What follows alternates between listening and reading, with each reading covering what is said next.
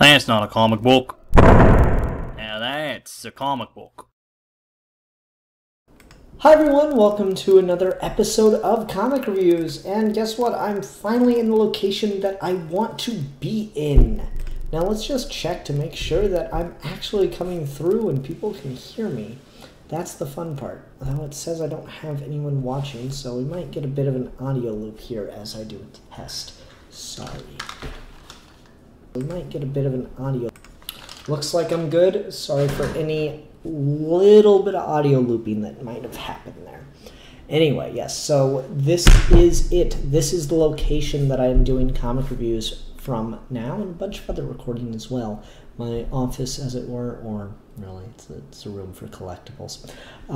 So yeah, I'm very excited about that. I've been wanting to get in here, but I needed a new desk. As I mentioned in other episodes, I didn't want to use my dad's desk for really anything with computers anymore, because it's an old sheriff roll top style desk, and so I couldn't like put a monitor on it properly. I want to get like a dual monitor set up in here eventually, but just give a quick little pick up the webcam.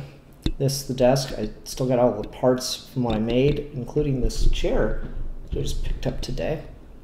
You can see some Legos back there. There's of course a glass case behind me that is empty. It's a bit of an artistic statement about the emptiness in our lives. Really think about it. No, I'm still kind of getting moved in. Don't have any art up on the walls, unfortunately. There are my comic boxes. And if I move to this side, there's my chess set. And I've got some DC Lego Justice League stuff on the bottom there. That's about all the setup I've been able to do. Hopefully by the next episode of Comic Reviews, I'll have more of a background to show off. Also, I want to apologize if there's a bit of a weird lighting situation right now. I'm just using my wife's makeup mirror as a nice little desk lamp to help light my face. Maybe I'll do my makeup in it too. Who knows? Anyway. Yes, so this is the new place for comic reviews and stuff. I hope that no one will miss the old desk. I love that thing, but not ideal for this type of work. Anyway, let's go ahead and talk about what we'll be talking about tonight, shall we? Because it's a pretty big week. I walked in the comic store and I'm like, oh, it's a pretty late week. And no. We'll be starting off with Wonder Woman, Justice League Dark, The Witching Hour, #1, little mini event. Cosmic Ghost Rider, #4. Batman, #56. Doctor Strange, #6. The Adventures of the SuperSons, #3. The Sandman Universe, The Dreaming, #2. And Zorro, Swords of Hell, #1. Oh, no, not yet. Then for throwback reviews tonight, we have Green Lantern, #1, the first volume from the Silver Age. Sorry for the infinite windows there. There we go, back to normal. So yep, plenty of stuff going on. Ooh, what's the infinite windows look like? Yeah, cool, fun. Anyway, so yeah, that's for all the single issue reviews tonight. And then for Trade Talk, I've starting off Trade Talk with horror, which is pretty nice. Horror in October. Insexts, Volume 1. So plenty of things to get through tonight. And we shall begin with The Witching Hour. Wonder Woman, Justice League Dark, The Witching Hour, #1. So, it's no secret that I've been really, really happy with the direction of Justice League Dark. I'm loving what Tynion's doing over there. And the introduction of like a throwback to Diana's childhood when she witnessed a witching trial. It's like really freaky and weird and kind of cool. And I wasn't initially expecting it to amount to anything. Then you had the events at the end of Justice League Dark #3, where Diana has this incredible magic power inside of her that she had no idea about. And it kind of manifests itself, and they end up using it to be able to save the day, but, you know, it's still kind of freaky.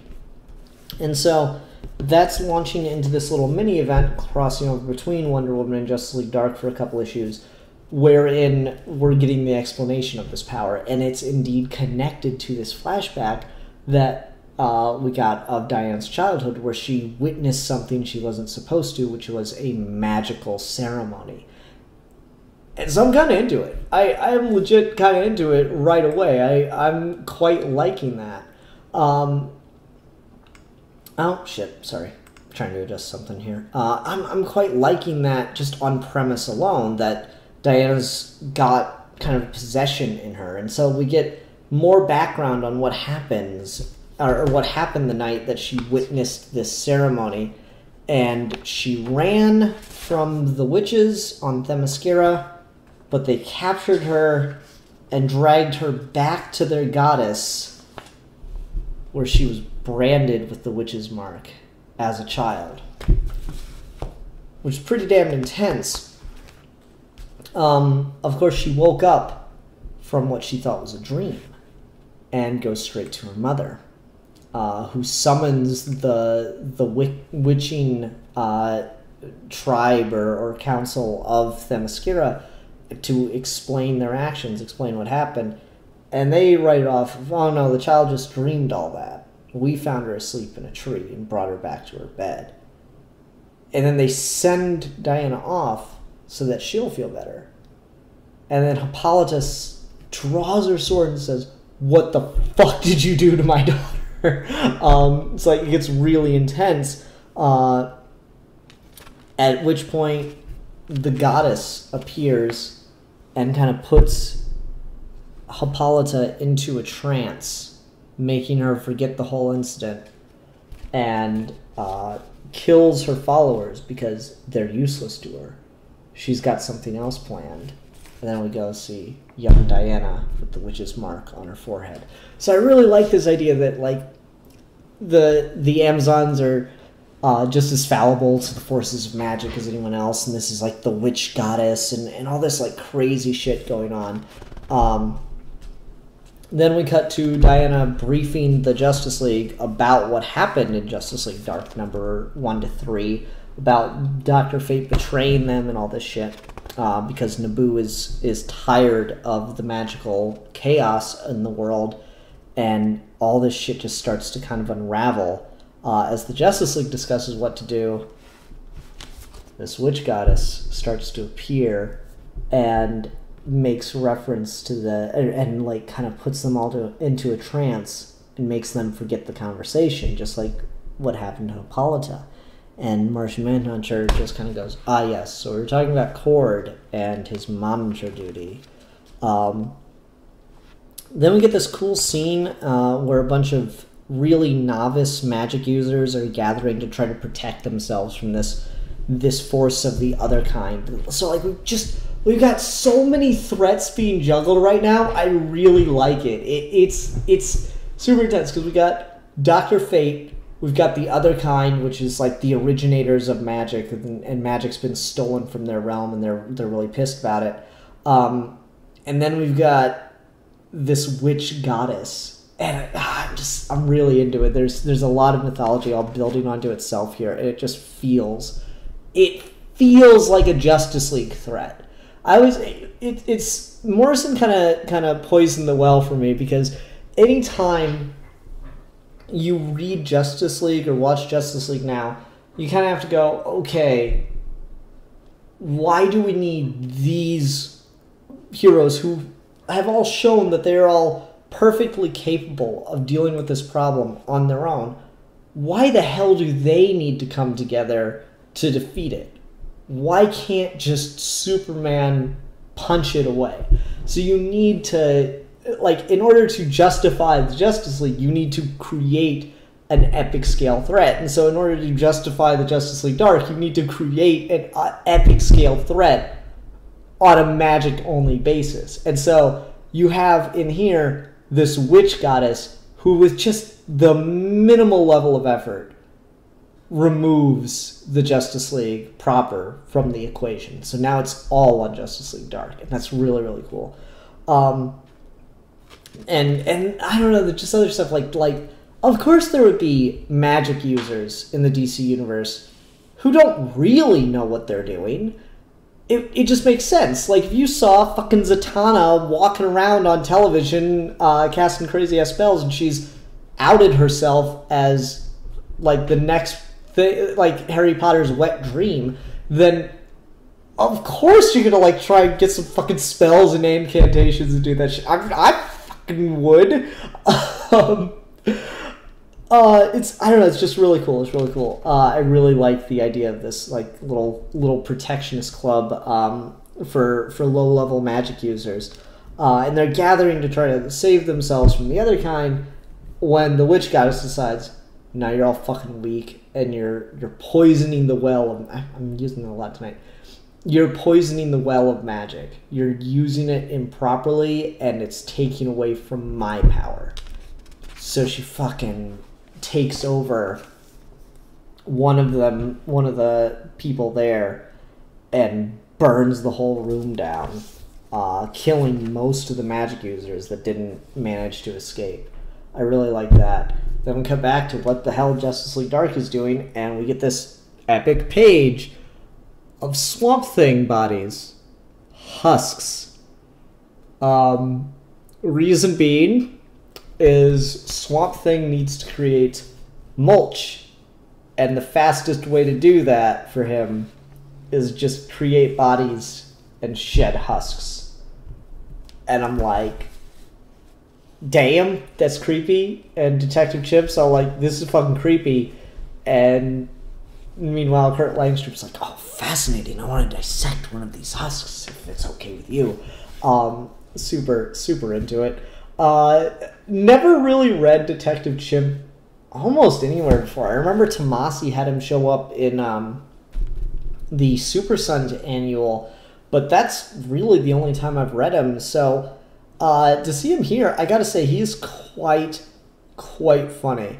He's kind of just complaining about everything that's going on, the fact that Wonder Woman didn't tell the Justice League proper about her witch problem, and then Zatanna's just like, have a drink, Bobo, and hands him some whiskey. It's like, I don't like your tone, but I do like your whiskey. And I'm super into that character already. It's just really cool. While they're trying to discuss what to do about the witch-eating goddess now, or whatever is going on with Diana, since they don't quite know, suddenly Diana has an attack and is overcome with the power, but still herself, still in control of her own body. Even though she's transformed. And then the Justice League Dark has to act quickly as the witch goddess appears, and try to get out of there in time. Just really cool art here. It's like Swamp Thing tries to contain the witch goddess. I'm just, oh man, it's really, really cool. Who's the artist on this? It is super dark. Jesus Merino? It's really, really gorgeous stuff in a pretty twisted and creepy way. Like, every panel here has a feel of uneasiness to it, and I quite like it.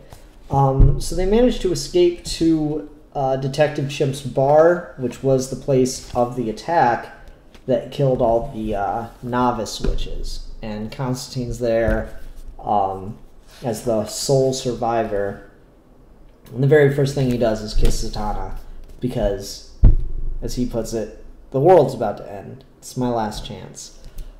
Really, really digging this. It's a lot of fun. It's really cool. I'm quite enjoying this run of Justice League Dark, which I was expecting to just be kind of like cool that Wonder Woman was on the team and Man-Bat was there. I was going to be just there for that and hope it was at least serviceable. And I'm like into it, man. Tynion really thought through a lot of this stuff and is putting a lot of work into it. I'm getting the feeling that, like, he's been wanting to write a book like this, because just some of the imagery here, again, look at young Diana getting, like, branded there. That's just pure horror. This is the read for October, I gotta tell you. I'm really into Justice League Dark. All right. Let's go ahead and move on and talk about Cosmic Ghost Rider number 4. So, like, the last issue was just balls to the wall, crazy, fun, stupid comic book writing, and I loved it. And then this takes such a turn, and I still like it, but it's just such a tonal what that I can't help but feel like it's a bit of a downtrodden. But at the same time, the next issue promises to be kind of over-the-top crazy action as well, so I guess they needed to set up a justification there. So for those that didn't see it last time, Thanos is the Punisher because Cosmic Ghost Rider Frank Castle kidnapped baby Thanos, planning to raise him as his own and try to make him a better person, and instead he made him worse. Unsurprising. And so they follow the baby Thanos, Cosmic Ghost Rider, and Punisher Thanos go back to Punisher Thanos' timeline, and it's a gorgeous utopia, and Frank Castle is not ready for it and is kind of surprised and at peace and very happy. Until he finds out what it's cost. And the fact that Punisher Thanos has just created a zone in which to house those who do not want to live in his perfect world. And he uses the word my microsentries have been efficient, or have been effective in the past at quelling these insurgencies that rise from the camps, but somehow this one slipped. Camps? This isn't right. This is insane. And so, like, you really do get to that point where you got... I cannot lie. This book is actually making me think about things, and I didn't expect that, particularly after the craziness of, Howard the Duck Juggernaut that was last issue. Literally, that was the thing in it. So I'm just trying to, I have no idea how intentional a choice this is from Cates, who's writing. Or if this is just a natural extension of things. Like, this would just naturally be a place you reach. So we're going to talk about the political implications of Cosmic Ghost Rider right now. Alright, so just to be clear, Frank Castle first became the Ghost Rider in this timeline, and then was given the power Cosmic by Thanos. Because craziness. So he is the Cosmic Ghost Rider, and was Thanos' herald.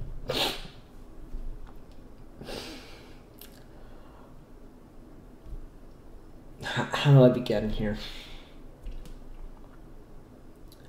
Basically, the whole situation is pretty fucked. But the important thing to remember, it's Frank Castle.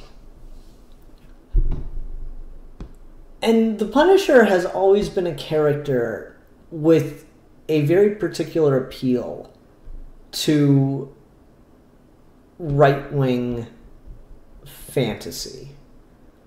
Like, he's like street true justice kind of thing, like real justice, not courts or liberal cuck justice. Like, that's the power fantasy aspect of Punisher. And I cannot deny that that is there in the character. I see it all the time, and I think a large portion of Punisher's fan base is in that wheelhouse of people who like the idea of the death sentence justice kind of thing. Or no, Death Wish. Death Sentence, much better movie. The whole Death Wish Punisher thing. Like,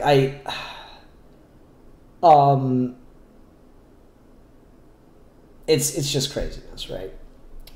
Anyway.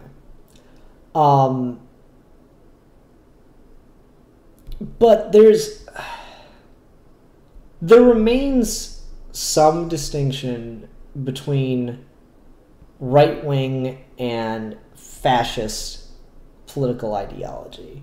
Not as much as people would like to think, but there does remain some distinction. Thanos, of course, is not someone for the measured approach. And neither is Frank Castle. But Frank Castle is a monster, a murderer, but he's not evil. And fascists are, right? Thanos is evil. And so the idea of, like, you just have to be pushed a little further to see what you will allow.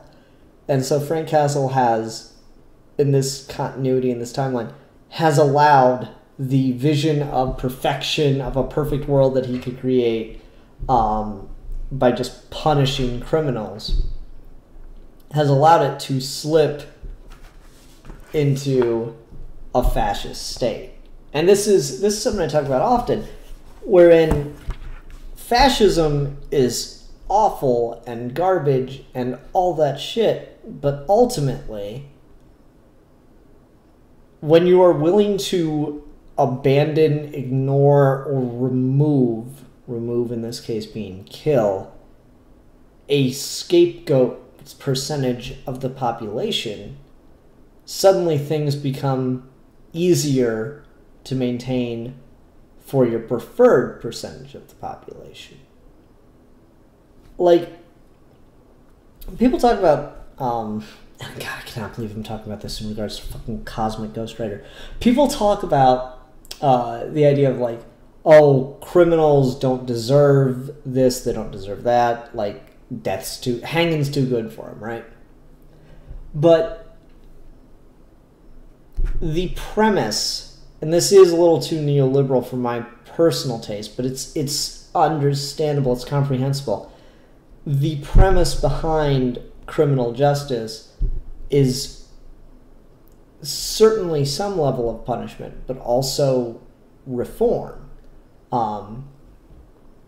And so the idea that you just kill people the second they commit any crime, you're putting down a select group of the population for mistakes that they make, even if they are mistakes with victims. It's a really, really weird fucking trap and maze to run around in your head. God, I cannot believe I'm talking about this shit when it comes to Cosmic fucking Ghost Rider. It's too much. Like, this is the definition of intellectualism going too far, reading too much into a thing. And it's not that these ideas are not there. It's not that these ideas are not inherent within the piece. It's that these ideas are baked into the piece without the writer necessarily having deeply considered them. So, like, Frank Castle and Punisher Thanos get into a whole argument here about what he's doing is wrong and all this stuff. And Frank Castle realizes that because of his viewpoint, he has no fucking leg to stand on. Because it's really hard to argue for any kind of civil rights or any kind of just treatment when your first solution 9 times out of 10 is to fucking murder the shit out of someone. So this is, I don't know, it's just a really, really interesting idea.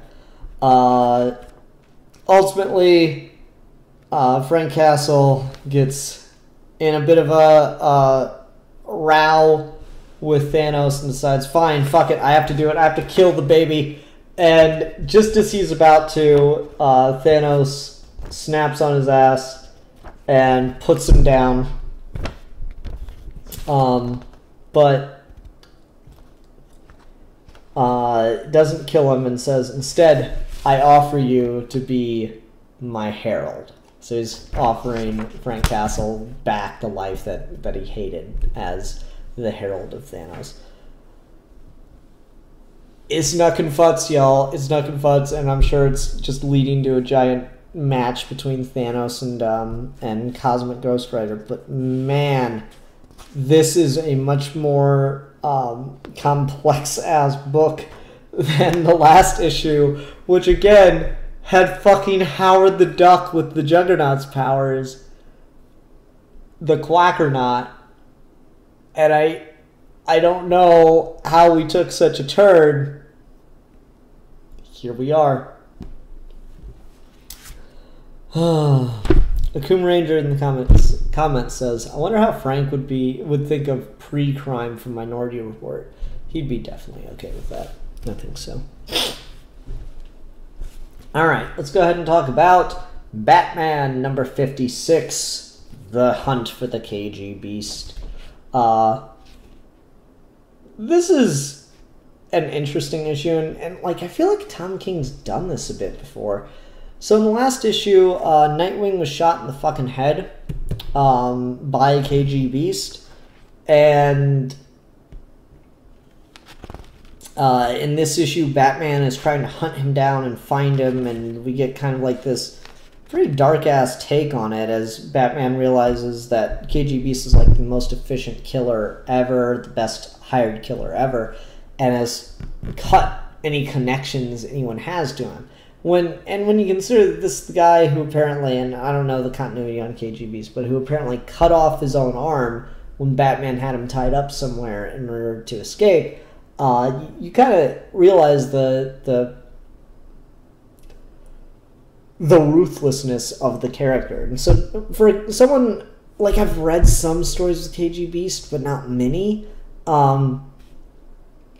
So for someone that doesn't know that much about the character, I gotta say Tom King does a lot to really hype up and give you an idea of who he is. I really like this 9-panel sequence where KG Beast is talking to his father over a drink about the loss of the arm, and it's just, what happened to arm? You know, the Batman in America. He took it. He had me tied, caught. To escape, I cut it off. So now the Batman has 2 hands. And you have 1? I escaped. I thought I raised you to be a man, but I see. You are still a little boy. Oh, I just imagine that's what all Russian family meetings are like, to be honest with you. God, it's brutal as shit, but like it gives you an idea of like how this guy was raised. He's sitting there drinking with his father, talking about cutting off his arm, and yeah, shit. Then we get some cool Batman scene where he has to escape and shit, and that, I don't know, it was fun. Ultimately, Batman finds the location of KG Beast's father and begins to try to go there, but runs into a number of problems, not least of which is the section of Russia in which he lives being completely inaccessible, including by plane.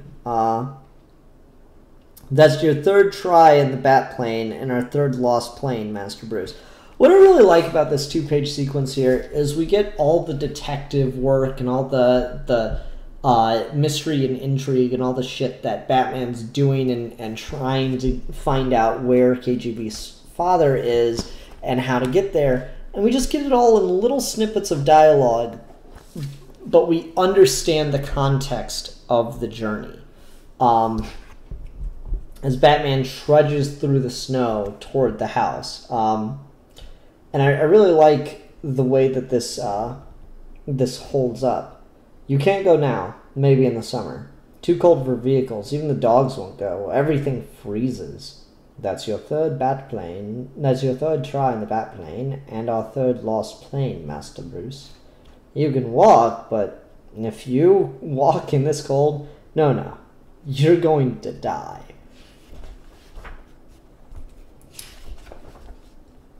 Master Bruce, I'm doing everything I can to boost the signal. I keep losing the voice and location. I can't... Sir, can you hear me? Are you hearing this? Master Bruce... Master Bruce, can you... I just really like the way this is played in the art. It's really, really cool. And KG Beast kills his father as he begins to hear feet in the snow coming toward the door. I really like that. Oh, that's good stuff.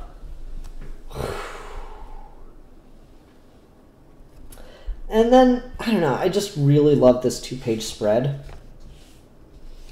Maybe it's just nostalgia, but Tony Daniel knows how to just epitomize Batman in images. He just... I always go back to Batman R.I.P. with Batman in the coffin and the black panels with the eyes opening. And for as good as that scene is written by Morrison, so much of that is on the art of Tony Daniel just portraying it perfectly. It's all the perfect expressions. It's all the perfect scale of the situation. Here, just this, the dialogue does a lot here, but this slow march through the snow, the determination in the eyes, oh, it's so good. It's so absolutely perfect. I just love it to death. Great stuff. And so there's a lot built up now between this confrontation between Batman and KG Beast that's now brewing for the next issue. And so that shit's really exciting. I'm really digging this. Tom King writes some damn good Batman. I just love how, like, personal this feels. You know, it's just like, what's the line?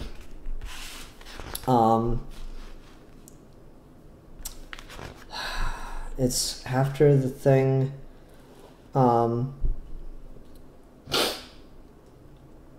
you are always prepared. I've made you prepared. This is why I am surprised you did not take the man's arm. Well, I did take something else recently. Yes? Good. Good. What did you take? I took his son, and I took a lot of money for the privilege of taking his son. Whew! That's... I really like that. I really, really like that. It's just good stuff.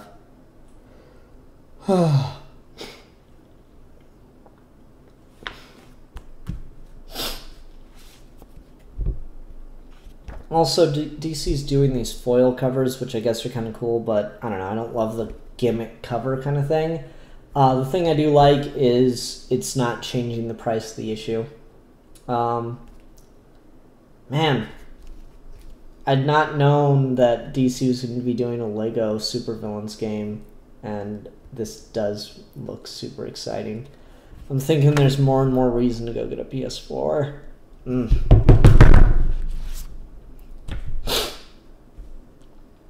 Alright, let's go ahead and move on and talk about Doctor Strange, number 6. I like this issue. It was fine. So this is a weird criticism, but it felt too much like Doctor Strange to me. Like, just,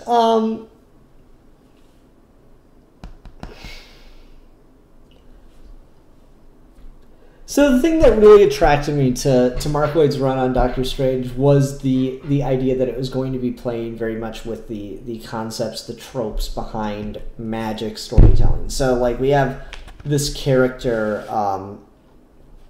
what's her name? Kana. We have this character, Kana, who is a technomancer. She makes magic out of technology. So she'll turn, like, fucking whatever into a magic wand.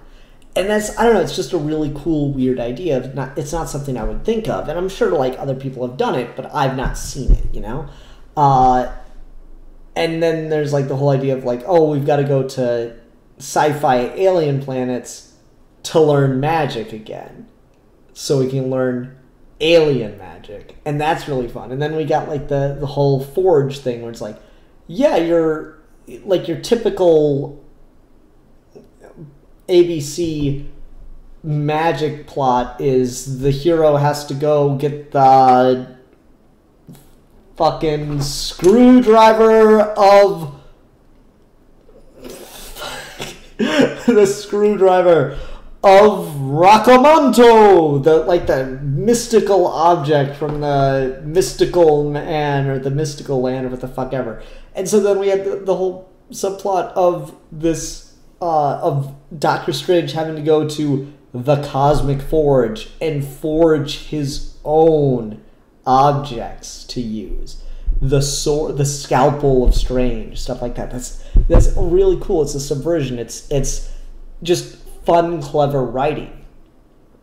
And in this issue, Doctor Strange shows up back home, now having regained his power, and there's another Doctor Strange, and they have a magic fight in the middle of the streets of New York, and then Doctor Strange manages to reveal that the Doctor Strange on Earth is not actually Doctor Strange, but some woman, and then they summon a demon to try to figure out who that is, and then they reveal that Doctor Strange cut out his memories so that he could take on a magical foe, and he's forgotten all about a apprentice who he had to whose soul was stolen, and now he's got to regain his memories and try to get that soul back, and now he owes the demon a debt. And it's just,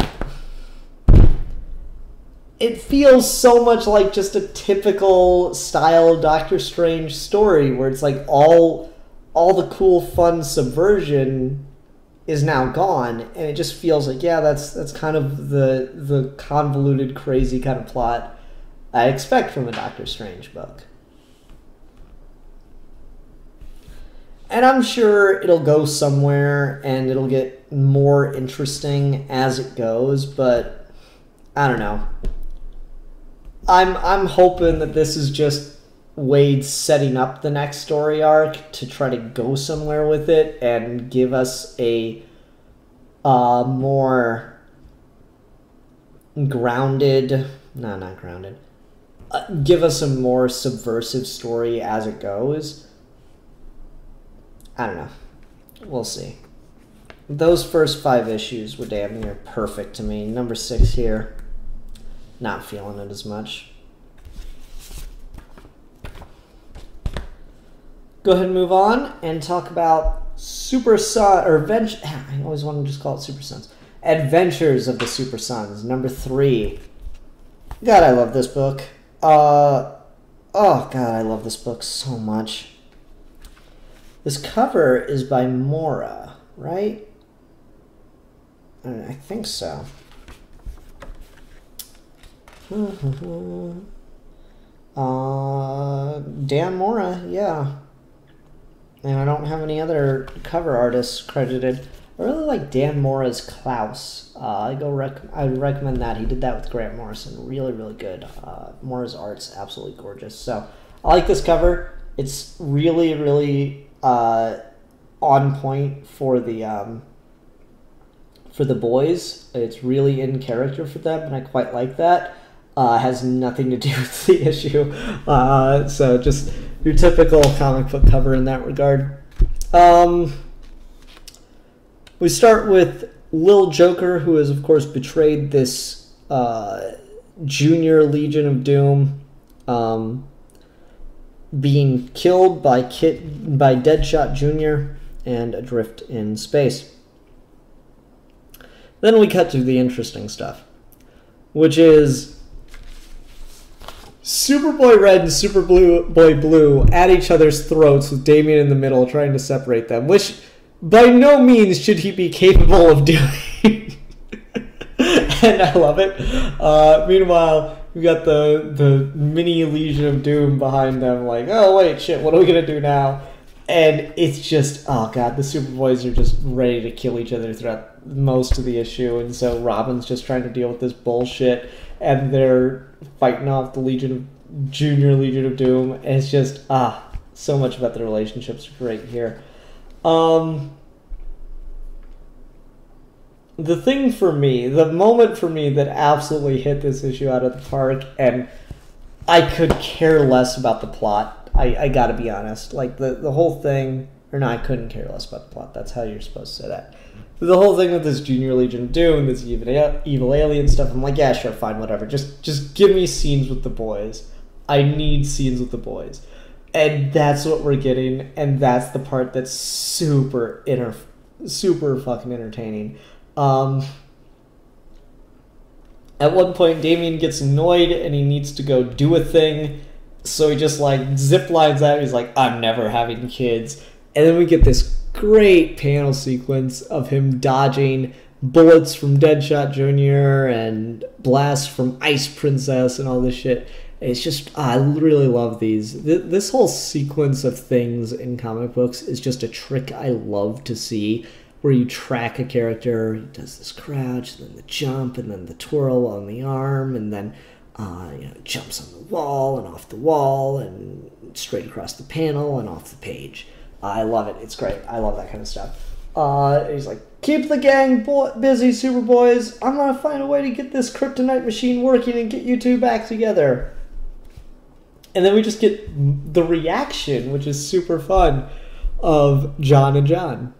Even though he's small, Robin is pretty awesome. He was my friend first. He was mine! And then they finally start working together to fight the little Legion of Doom. And yeah, this is pretty good. This is pretty good. I love seeing the Superboys work together. They're really fun together, as he kind of makes fun of himself.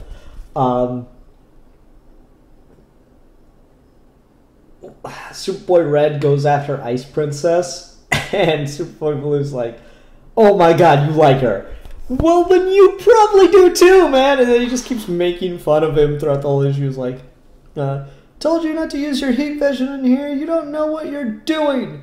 What are you complaining about? You just use this as an excuse to hold hands with your new girlfriend, because they're trying to keep everyone from falling out of the airlock, and Superboy Red has Ice Princess. It's just, it's really funny. I really like it.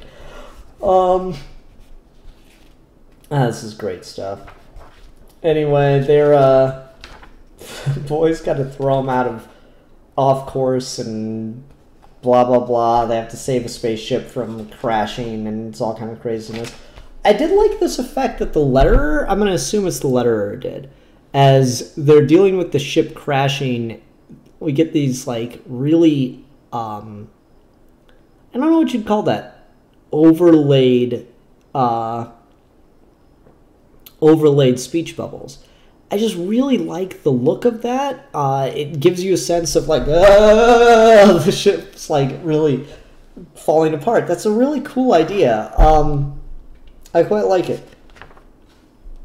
Anyway, they're able to land the ship without anyone dying, but Superboy Blue is hurt in the landing, and it looks like their chance to put them back together has been crushed by the Junior Legion of Doom. But suddenly, Kid Joker survived, Joker Jr. survived, thanks to Space Cabbie. I'm really excited for Space Cabbie and the boys now. This just... Oh man, galactic globetrotting with the SuperSons. I'm there for this. I'm all about this life, man. That's great stuff. Yeah, and that's where the issue ends. Really fun, really enjoyable book. I certainly am not reading it for the plot. I'm reading it all for the character interactions, and Tomasi does not disappoint at all on that. He really gets these two. He's got such a perfect dynamic between the two of them, and it's just out of the park amazing. Alrighty. Let's go ahead and go on to Sandman, The Dreaming, #2. This was interesting as we get Merv's position. Merv, of course, being the pumpkin man, who's kind of like the caretaker, just he's the fix-it man of the dreaming. We've got his position on this whole situation that's brewing in the dreaming with Morpheus going. I'm not going to go into the specifics of it because it's just really complicated shit. But anyway, he is very displeased with the way things are being handled, and he is unaware that that Daniel has left the dreaming. And so is kind of complaining to everyone and not satisfied with the situation, getting kind of tossed around. And then at the end of the issue, he finds out that Daniel has left the dreaming. And he doesn't even get to find it out by being told. He has to eavesdrop on a conversation and overhear it, which is really unfortunate for him. But because he was designed, he was created by Morpheus to fix things, that's all he can do. And so the whole issue is framed with Merv talking to someone, though we don't know who. The whole issue is framed with him talking to this person because he's going to this object in the dreaming to access a nightmare that was locked away from the rest of the dreaming for some reason. And the reason that Merv's going to him is because he needs someone to take charge and really solve the problems they're dealing with. And that someone's apparently Judge Gallows, who I'm unfamiliar with. Maybe I didn't read enough of the tangential stuff to Sandman to remember Judge Gallows.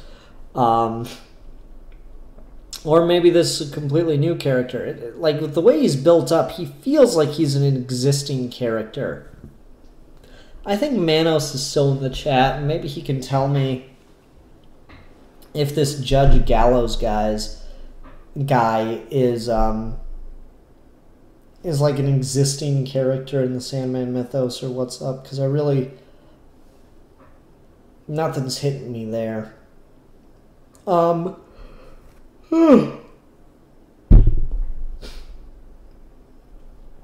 Sorry.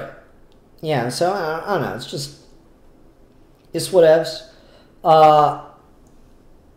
I'm enjoying this. I don't know, there's something about reading Sandman tangential stuff without Gaiman attached to it always feels a little weird. And it's definitely not like I'm pointing out anyone thinking like this is bad, this isn't done well. No, it's all done very well, just in an objective sense. But something about it's not clicking for me, and it might just be the fact that Daniel Morpheus isn't there. I don't know. And this feels like the book where if he's going to be back, it's going to be here.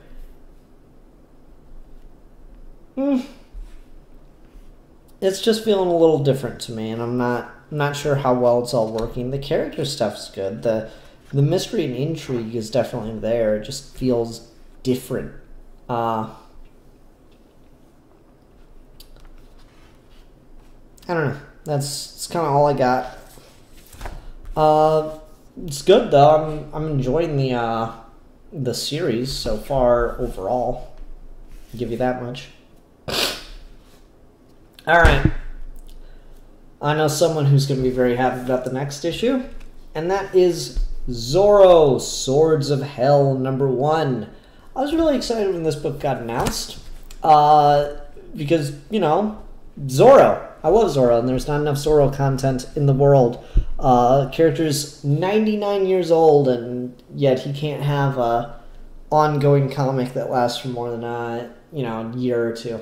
It's unfortunate, but hey, what can you do? Anyway, so yes, Zorro is a character with a lot of history. Let's see. The writer here is David Avallone. Avallone, Avallone. And he wrote a letter in the back, which once I read it, I'm like, yeah, that makes a lot of sense. In which he says that for him, one of the biggest influences and his favorite version of Zorro is the 1940 Mark of Zorro film with Tyrone Power.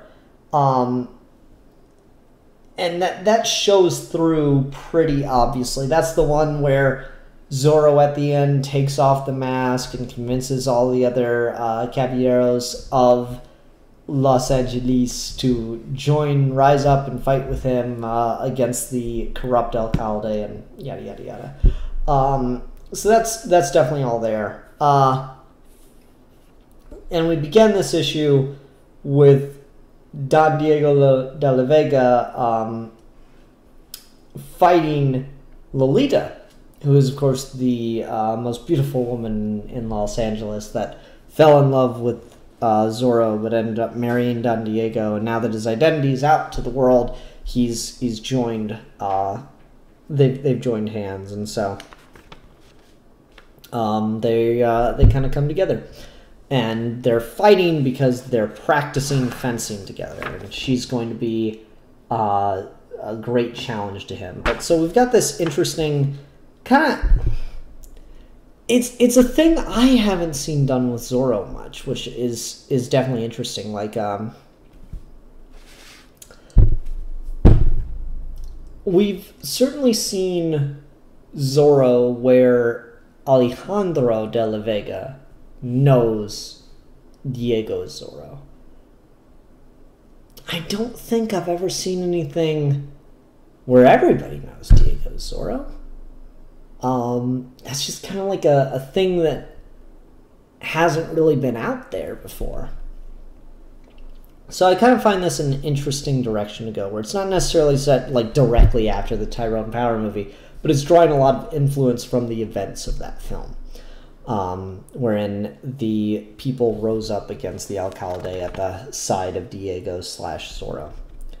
And then we get into why this book is called Swords of Hell, as we go to the tar pits outside of Los Angeles, and this shit happens. Yeah, Zorro Swords of Hell is literally about Zorro fighting the undead.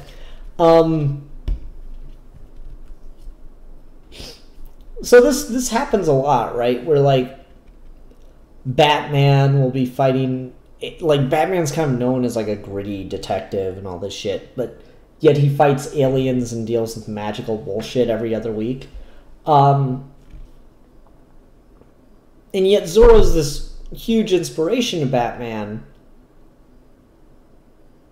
yet he doesn't get to do that stuff very often. There's been things that have Zorro deal with the unknown, whether that be high fantasy science or mystic stuff that happens, but it's so much rarer. And so to just do a whole 4-issue story on the idea of Zorro fighting the undead is really interesting. To introduce the undead, page 2 is really interesting. And so the undead march straight to Diego de la Vega's hacienda and start attacking. I like this line as they enter the hacienda. Diego says, "I always feed my guests, caballeros, even when they're uninvited. Tonight's first course is steel." Yeah. I love that. That's great. So anyway, they start fighting, but quickly realize that swords have little effect on the undead, which is kind of cool. I also want to mention this. If you look at some of the helmets of the undead soldiers, see if I can find it better. In the first introduction, there's a pretty good look at them. They're wearing conquistador helmets. I'm excited about that. That's cool. So yeah, you got the fighting the undead, but the steel has little effect on them, and quickly the hacienda is overrun, but luckily Zorro's able to escape, even though no one else looks like they were successful in that, even Lolita. Also, it looks like Isabel Allande's novel is holding true to form in some ways. The pirate thing definitely isn't here, I'll say that much, but looks like it's holding true to form in some ways, in that Zorro's mother, who's still alive here, says, "I should not be running away. I should be up there fighting for my home and my people. I am every inch the warrior as my husband or son." The idea that Zorro's mother was a Native American warrior princess kind of thing, that's sticking from Isabel Allande's novel, which is kind of cool. But blending with the Tyrone Power movie, where she's, of course, still alive. Anyway, yeah, Zorro's the only one able to escape, and he goes to one of the little hidey holes and prepares to ride out and fight as Don Diego de la Vega, but one of the fathers, the Padres, was able to survive the attack and is in the hidey hole and says that Diego cannot go. And I really like this speech. "Our pueblo is besieged by demons straight from hell. Terror grips our people. The campesinos, the caballeros, the soldiers, the tonga. They will need a leader. They will need strength. They will need hope. Don Diego de la Vega is a fine fellow, and I have known and loved him since he was a boy. But he is not what the people of La Reina de Los Angeles need when darkness falls across the land. They need Zorro."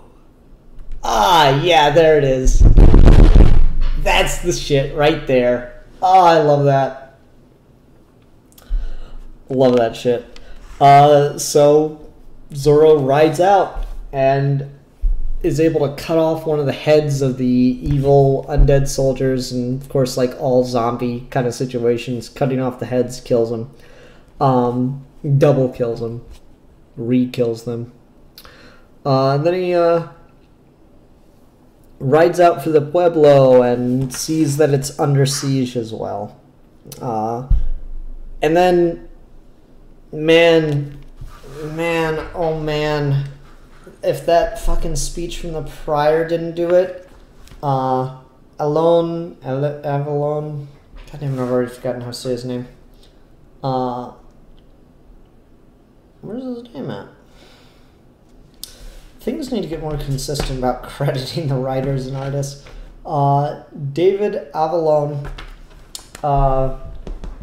he really sells me with this. There are men, smart and rational men, who weigh odds of this kind very carefully. Men who can see when it is too late. Men who see when all is lost and accept it. Such men are forgotten. We do not sing their songs. Such men do not become legends. And that's when Zorro, like, crashes in and starts fighting the fucking demons and gets his way into the garrison. I fucking loved it. So anyway, he enters, and then there's Don Quintero, who seems to be responsible for all this, but there's no time for Zorro to fight him, because he'll be too busy fighting the Jaguar Burjo. B-R-U-J-O. Burjo. So Zorro's gonna fight a Jaguar monster. I'm here for it, man. Like, between the crazy concept that I'm totally down for and the fucking epicness of that writing, there are smart men who know when it's time to quit and admit defeat. But we don't write legends about that. That's the Zorro shit right there. The mythical, over-the-top hero that Zorro is. That's the shit. I love it. It's great. So yeah, very, very happy about that. Cannot wait for more. It's 4 issues, and I already want it to be longer. It's good shit. It's good shit, y'all. Alrighty. So that'll do it for the last new single issue of the week. And let's see how well I did at setting this up. Whooshoo! Okay, I should have an infinite window popping up. Let me check it in YouTube, make sure that's working out just fine. There's the infinite window, there's the YouTube. All right, let's go ahead and go on to Green Lantern #1 for the throwback review. I love the DC Universe app, and now you guys can see it working properly because we're on a good computer. So yeah, I've always wanted to read some Silver Age Green Lantern. It's been one of those things I always wanted to get around to, but just never had the chance, unfortunately. And so now I do, and that's quite exciting for me. This, I believe, is printing or reprinting two things, because we're getting initially Hal Jordan's origin, which was unexpected. Oh, maybe the DC Universe app. Oh, I had to go to the end. That's so weird. No, stop it. I was browsing the pages the way I wanted to browse the pages. Thank you very much. All right, yeah. So we go to an issue that's more just about Hal Jordan's origin. We get this whole thing here where it's like he's ripped from his body momentarily, and like a ghost projects and to the Guardians, and he has to explain the whole thing with Ab and Sur. And it's really a throwback to the original Hal Jordan origin, and I'm pretty sure this is just a reprint of that issue of his origin, or the story of his origin. And then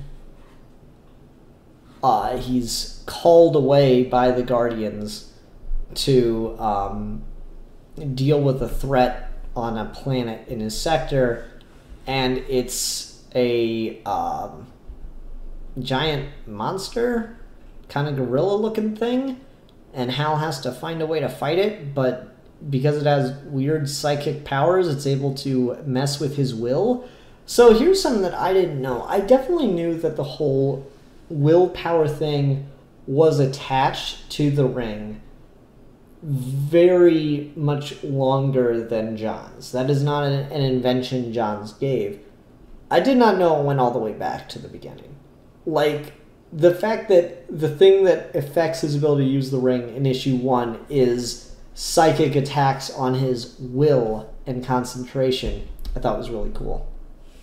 So he's unable to directly attack the monster with the ring, with his favorite tried and true hammers and fists. But then he comes up with another idea, and that is to attack the monster using the ring to create liquid oxygen, which is apparently, editor's note, liquid oxygen at temperature near absolute zero is one of the coldest substances known. Not entirely sure that's true. I mean, in my head initially goes to liquid nitrogen. I'm not sure if maybe there's just like they made some shit up. I'm ignorant, or that's like legit a thing. I don't know, or maybe they just got it wrong. Whatever. Still kind of cool. I love uses of the ring like that are really out of the box. This is the kind of shit I'm expecting Morrison to do when he starts writing The Green Lantern, and I'm very excited for, because Johns would have Hal use the ring in kind of sort of clever ways, but it was more just character stuff that Johns was doing. Hal using the ring like this is just, it's just perfect. This is exactly the kind of stuff that I live for, and it's right there from the beginning. How did it get missed? Terrible. Tragedy. Anyway, he's able to defeat the monster and trap him in a cube of ice and leave him at the North Pole, and the aliens of the planet thank a tree that they prayed to for salvation. So also, something I talk about a lot with the Green Lantern is fuck the Prime Directive. That's the story I really want to read in Star Trek Green Lantern Volume 3, is the whole Prime Directive debate. Because right from the very beginning, the Prime Directive does not fucking apply.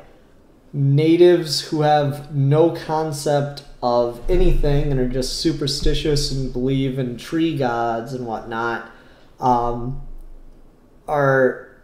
just as rescuable as super advanced civilizations. I really like that. That's cool shit. And then we get proper the Green Lantern #1, Menace of the Giant Puppet, as Hal bemoans his inability to impress Carol Ferris as Hal Jordan and only as Green Lantern, classic shit like that. Does a bunch of stuff with the ring, catches a bank robber who says, yeah, I'm a criminal, sure, but I've never done anything like trying to rob a bank before. I just felt like I was being controlled like a puppet. This is the shit that I love. This is like really funny shit to me back in the day where the ring didn't create the costume for Hal Jordan. It literally was a costume he had to put on. So like he has to use the ring to spin this revolving door really fast so he can change while he's inside of it. And I just find that amusing. No, he doesn't even use the ring to do that. He somehow manages to run through... Hal Jordan has no super speed without the ring on. So here, Hal Jordan manages to run around this fucking revolving door, change costume, and get out so fast that no one notices. But also, just how the fuck does he do that? Because he puts the ring on after he gets in costume. Oh, I love it. It's stupid funny. Comics are the best. Anyway, oh, god damn it. Why does this keep happening? I swear, this does not give me any problems except for when I try to broadcast. Yeah, so then Hal's, trying to lure this puppet master who keeps taking possessions of villains. Tries to lure him out into the open and agrees to participate in a parade where he's attacked by a giant puppeteered clown float thing, and he has to fight it and make it look like a big show so the crowd in the parade doesn't freak out, and then that turns him on to where the puppet master is. But oh no, the puppet master is wearing all yellow, and so when Hal goes and attacks him, he has to think of ways to do it that don't involve using the ring directly. Classic stuff like that. I like this little panel here of him turning the puppet master in by stringing him up like a puppet. That's pretty cool. And then Hal's determined to win Carol Ferris as his real self, Hal Jordan, not as Green Lantern. And that's the beginning for years, decades of comics. That is the beginning of Hal Jordan's journey. I don't know, I had a lot of fun with it. It was pretty sweet. I always kind of dread reading old comics sometimes because just of how much has changed, and I get those cringe moments. I will say this is not without them. I gotta find the panel of Carol Ferris that got me. This is definitely not without them, but it's not as bad as I had expected it to be. Here it is, the editor's note. As Carol Ferris sits in the office of Ferris Air doing her makeup, thinking about how she's going to try to convince Green Lantern to propose to her. Not ideal, but sure, fine, whatever. Editor's note. Taking off on a 2-year round-the-world cruise, Willard Ferris left his pretty daughter in charge of his company on condition that she avoid any romantic entanglements. Oh, comic books, why? So certainly this is not without cringy moments, but it's not like the whole issue is cringe as fuck. And so, I don't know, look past isn't the word. I'm able to stomach stuff like that. I think it's fair to say that when things came out in a different era, it's appropriate to give them some slack for attitudes, moods of the time slipping in and affecting the work, because it certainly does, and how could it not? You cannot expect everyone ever to be ahead of their time, because by definition, not everyone can be. So some things are going to be trapped in their time to one degree or another, and it's just our responsibility as readers to be able to acknowledge and deal with that. Not ignore it, not just write it off as, well, it's okay because it's from a different time, but to acknowledge it and deal with that. So if there's someone who's like, not offended isn't the right word.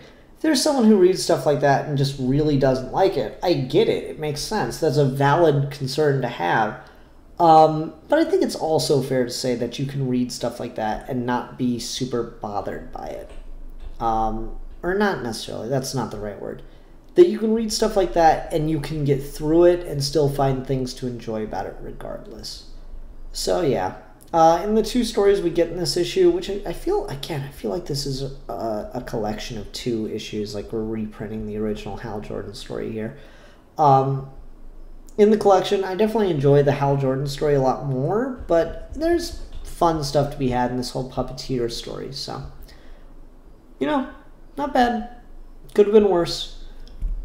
Was kind of afraid it would be.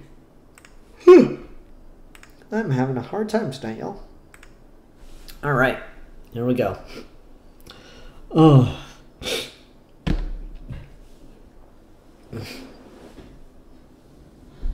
Man. What a night. I've still got a trade to talk about. I'm going to do this. I'm going to get through this. We're going to do this together. All right. Let's talk about let's go ahead and go on to trade talk. I'm going to go full screen so I don't get distracted by comments. Hope y'all don't mind. All right. Let's begin trade talk. Hi everyone, welcome to another episode of Trade Talk. I'm in the new set now. This is the new official area for comic reviews and Trade Talk. And this week we're discussing Insexts, Volume 1 by Marguerite Bennett. I love me some Marguerite Bennett. We have art here by, hope I don't fuck this up, Kristantina.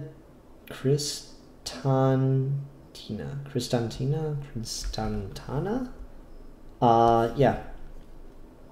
So, this is horror. This is body horror. So if that kind of stuff can really get to you as it does for many, totally understandable. Before you say, no, I can't watch something like this, just hold on. All right. Because I want to read for you the thing that sold me on this and put it in my head to keep an eye out for. And that is Marguerite Bennett's introduction to the book. I remember her posting this at one point, and I read it, and I was like, oh man, I really got to read that book, because one, I love Marguerite Bennett, and two, I love this premise. Erotic body horror? Now, why would a nice girl from a nice family want to write something like that? I wrote Insects because I am a woman. And to be a woman is to live a life of body horror. If you are female, you learn early that something is wrong with you and that you will be punished for it. You are told you are weaker than others. You are told to be dainty. You are told to be modest, sweet, smiling, quiet. Your body is trained. Your body is restrained. You know that to be a female is to be flawed. You know it is degrading to be a girl, to be likened to a girl. You hit like a girl. You cry like a pussy. You whine like a little bitch. You're not like other girls. As you grow in age, your body distorts. It grows, curves, and distensions. It swells and aches if it cramps and bleeds. You'll be treated differently. Authorities will make you cover your body. You'll be sent home if your body is not covered enough. Your classmates cannot be expected to behave with respect or control. Your body is to blame. Strangers make comments about your body. Strangers follow you because of your body. They express their desire to do things to your body. They may hurt your body because of their ability or inability to do those things they desire. They may hurt your body because of what they do not find there. Your body is an untrustworthy ally, a traitor in waiting. You grow hair on your body which you are told is dirty and disgusting.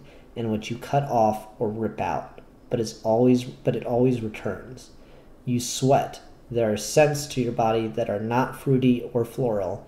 You scrub and clean and cut and bleach and paint and highlight and condition and spray and fast and tan and train and powder and contour and starve, but nothing is ever enough to perfect the expectations on your body. You are criticized for needing or even for wanting to do these things, though you are punished when you fail to do them. But even if you achieve the correct image without these actions, you'll be despised for aging and the fading of the beauty of your body. Your youth is valued, your desirability, your sexual availability, and these things are fleeting and determined by strangers. Your body will hurt you sometimes, organs shifting, changing, growing, expelling. You may be capable of having children. A partner may revile you for being unable to have children. A partner may revile you for being with child at an undesirable time. The having or not having of children is your fault and blame. Your body is not your own. Your body belongs to others. You'll be punished for your body with your body. And because of this, I wrote a story about all the horror and power and sensuality and rage of the bodies of women, metamorphic. What is soft becomes hard. What is gentle becomes sharp. Clicking teeth and chittering mandibles live under the warm flesh. What was colonized and enslaved breaks free. Why would I write this? Because I am a woman. I live in a world of body horror. And so do you. So that really did sell me on the book, and I hope it would at least consider making you want to read it. So really I could end trade talk there, but I'm not going to, of course. So yeah, I love Margaret Bennett's writing. She is very introspectional. She does an absolutely perfect and astounding job of blending very high concept ideas, whether they be social, political, philosophical, and meshing them with really solid storytelling. I am an advocate for more socially, politically conscious storytelling, for more things that consider the political implications of what they do. But there is definitely an argument to be made that can make stories uninteresting, and it's not because politics are uninteresting. Politics are in everything. It's not because social issues are uninteresting. Social issues revolve the whole world. You have to write about social issues. It's that people don't have a ton of imagination and proper understanding and comprehension of these concepts and ways to subvert, invert, and portray them in a fascinating manner that creates dynamic, interesting storytelling. That definitely exists. Margaret Bennett is a master of taking high concept social ideas and turning them into stories. This is a book entirely about the societal chains put on women for their bodies. This is something that is completely in that wheelhouse. And yet, if you didn't read that introduction, you can still read this story and get so much out of it without even necessarily realizing the specific thing that it's meant to be about. So we start off in the late 19th century in England, where a woman is with her handmaid and is asking her about some bruises on the neck, saying that her husband has done this to her and asks if she wants to be sent away. But she does not, because the two are in a relationship together, are having an affair. So there's where the erotic part of the erotic body horror comes from. These two are deeply in love with each other and are intertwined.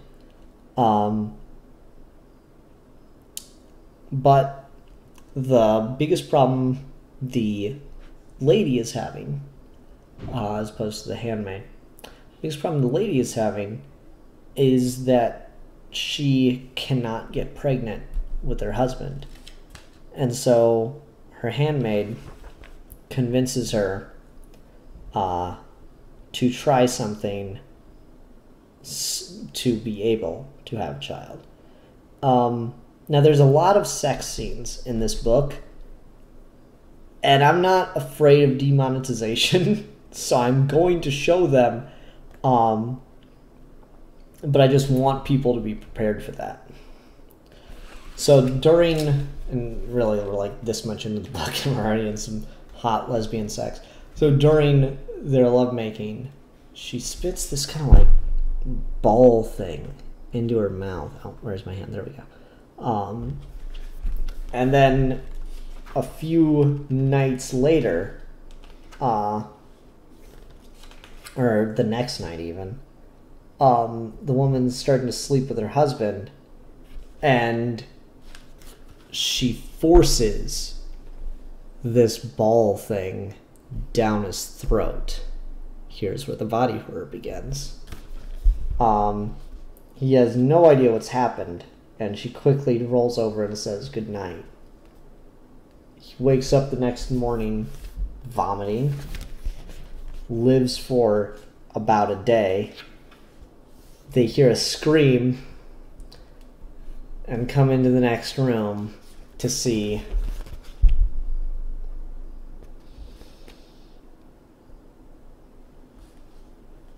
that he has been impregnated and that he has given them a child.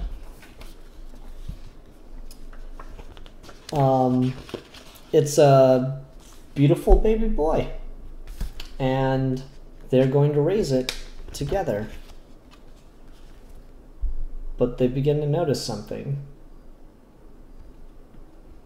They're transforming. Get real close on the eyes here. Yeah, there you go. See the effect on the eyes there? All the lines in them? This sort of starts to get really interesting. There's a lot of sex in this book.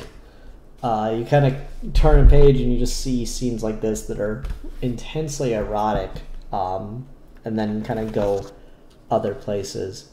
But unfortunately, maybe, question mark, they're beginning to change, and they're not exactly sure what's coming. So you start to get shit like this.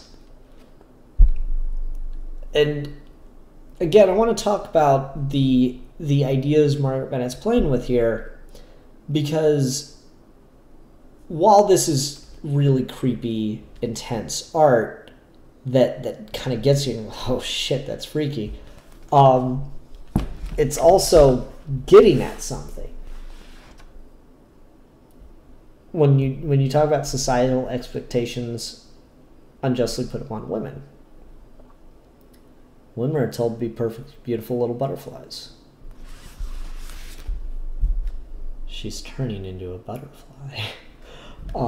It's pretty freaky. Anyway, a problem begins to arise, kind of starts to create a lot of the drama of this book, with a London butcher striking helpless women, as well as the in-laws, the brother and sister-in-law of the lady, beginning to come to London because they're sure that this child that is being claimed to be the son of the late husband that was killed, it's not her child. It's all this kind of craziness.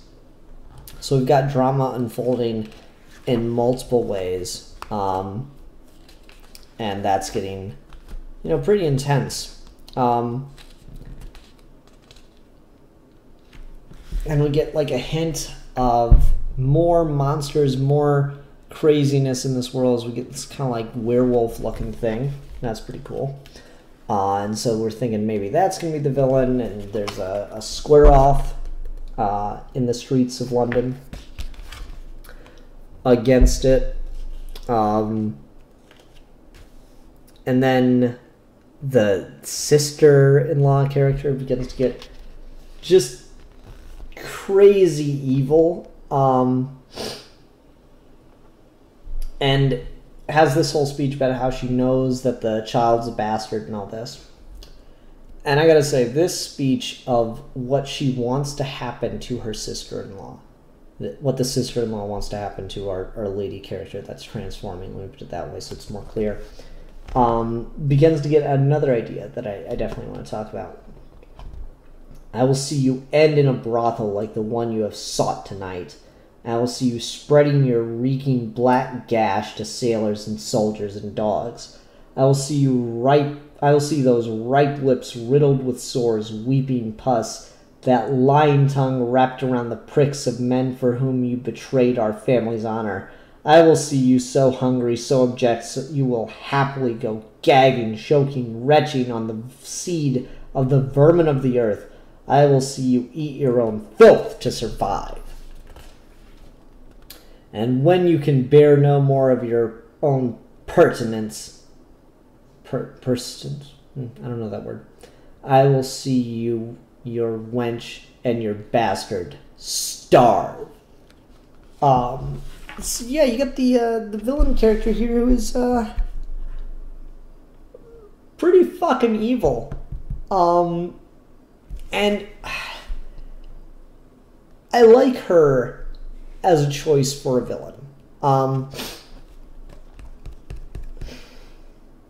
Something we talk about a lot when we're discussing the idea of storytelling revolving around social issues is the way in which you frame them. So it's easy if you want to write a story that's about the societal pressures put on women. It's easy to assume that you're going, and you want to create a villain in this way, it's easy to assume that your villain is going to be male. That's a pretty easy route to take. But this book is about women. So in a way, making the villain male is a bit of a cop-out. Because then it's not just about women, it's about women suffering under patriarchy. It's about women fighting against patriarchy. And while that's still definitely a lot of the context of this book, I mean, it's set in 1894, for Christ's sake, that's definitely a lot of the context around this book. What people don't think about when we talk about marginalized communities is they don't think about the way that the marginalized community fights against itself. So to create a villainous character here who is a woman who would wish these kinds of things on another woman because of the place that she has in society and her dislike of the idea of losing that place, losing that honor that comes with her husband, with her family name, is really, really interesting, and it gets to the nature of what that kind of relationship does. What a imbalance, what a society that puts so much pressure on women, so many expectations on women unjustly does. Is it will pit them against themselves. That's really good writing. I love this shit.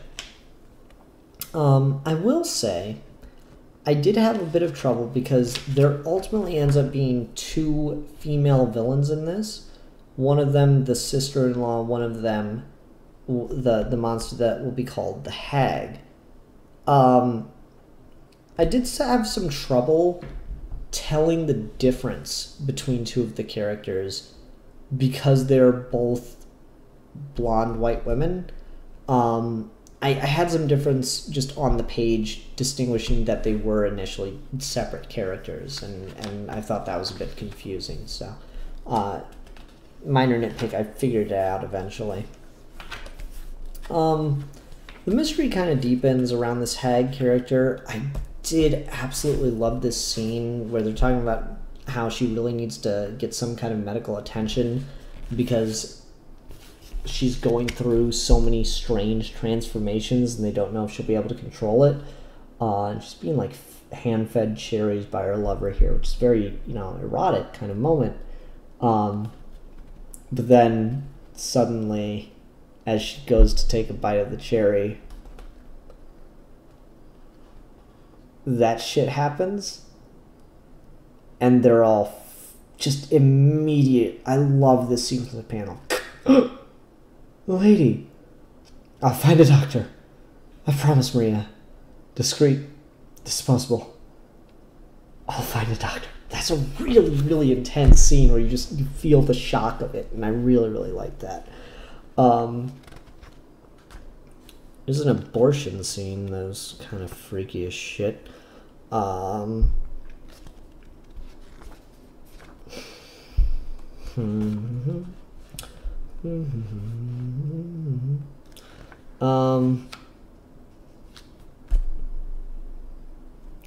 just gonna show a fucked up scene and give no context because the art here is absolutely fucking terrifying in a stunning ass way.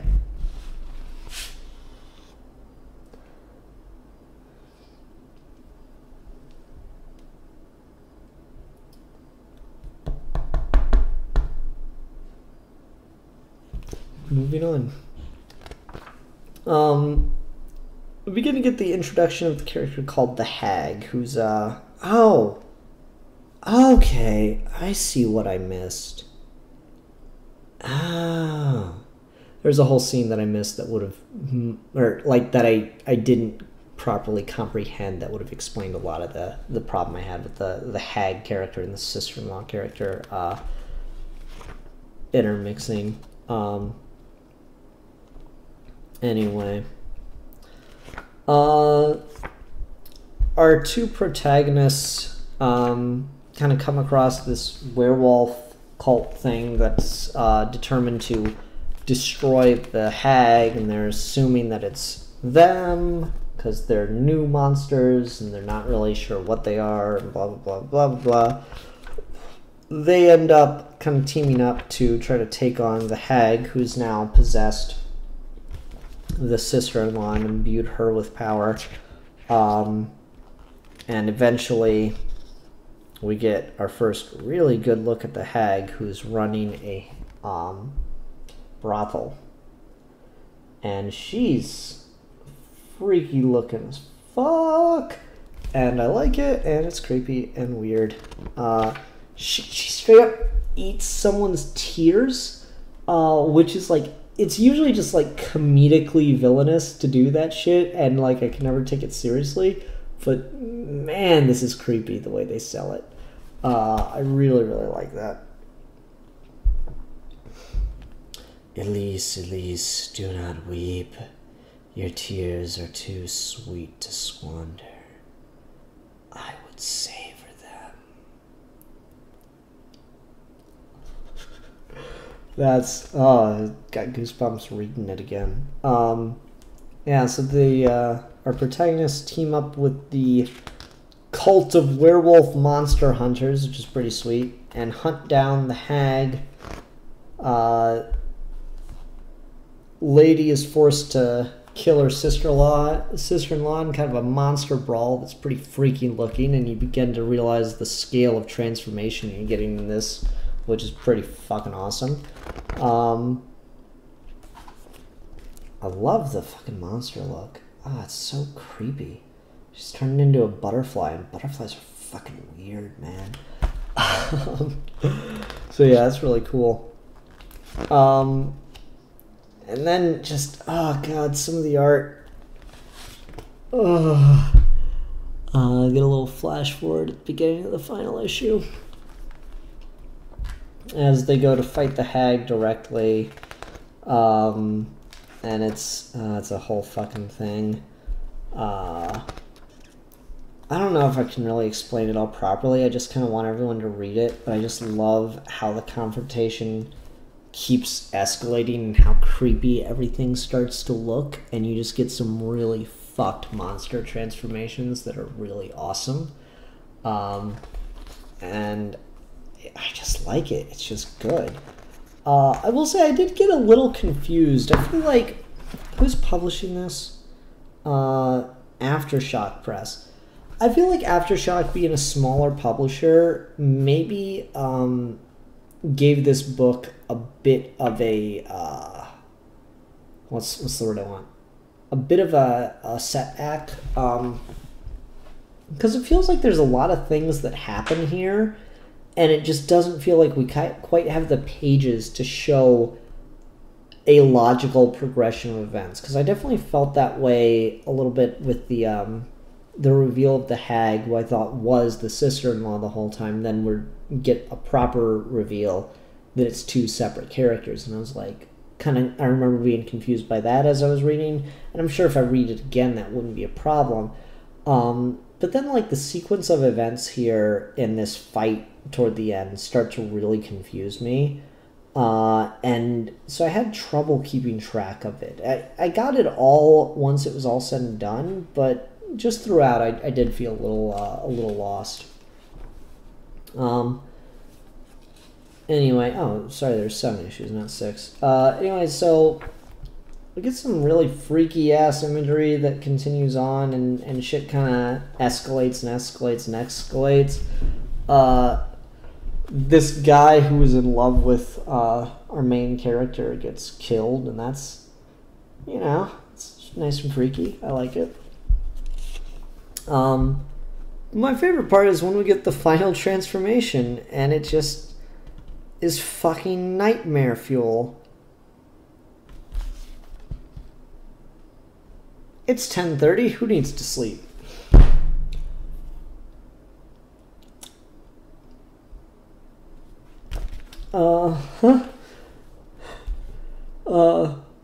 You shall claim no more of us, not women, nor men, nor little children. You prey on the weak and the wounded. You slither in through our broken hearts and injured pride, and you make us hate the very things that we are until we are your puppets. You spoke of knights and ladies and those who die against dragons. Your hubris was thinking that you were the dragon, and that there were no better monsters to bring you down. Oh, God, the scale of fucking crazy epic shit that happens in here. The horror. This is fucking crazy. Yeah.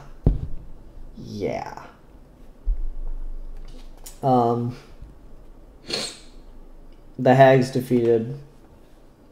Everything looks reasonably happy. Our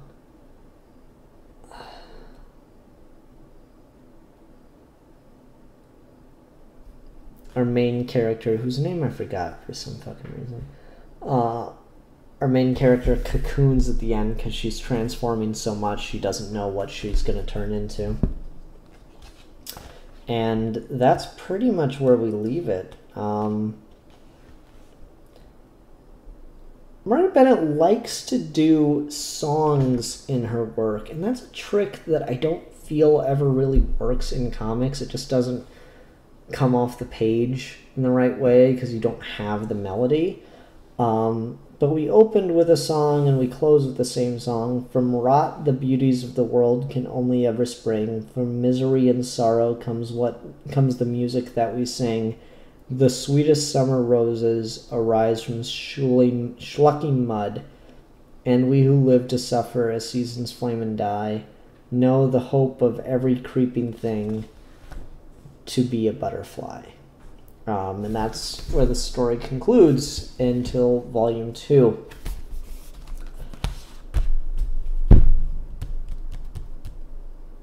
It sticks with you. Like I said at the beginning, it's a very, very introspective book that takes on a political, social issue head-on and is very intentional in every choice it makes. And it ends up exemplifying the ideas that it's trying to combat really, really well through the storytelling. So Margaret Bennett is really a master of playing with the political implications of story, the social implications through story, plot, and character, and it reads fantastically. So yeah. Let me just say this, give a little sneak preview. For October's comic book club, we are supposed to be on an independent week. We may still, or independent publisher month, we may still be able to pull that off. I'm not 100% sure, but as one of the voting options, this is going to be on there. So definitely consider picking it up. I would love to talk with some people about this on Comic Book Club. So hope to see you there. Hope you know what I'm voting for. All right, everyone. Thanks very much for watching this episode of Trade Talk. Till next time, bye. And that would do it for comic book for comic reviews. Oof, what a night, everyone. Hope you enjoyed. Hope you had a good time. I like doing this here. See you next time. Bye.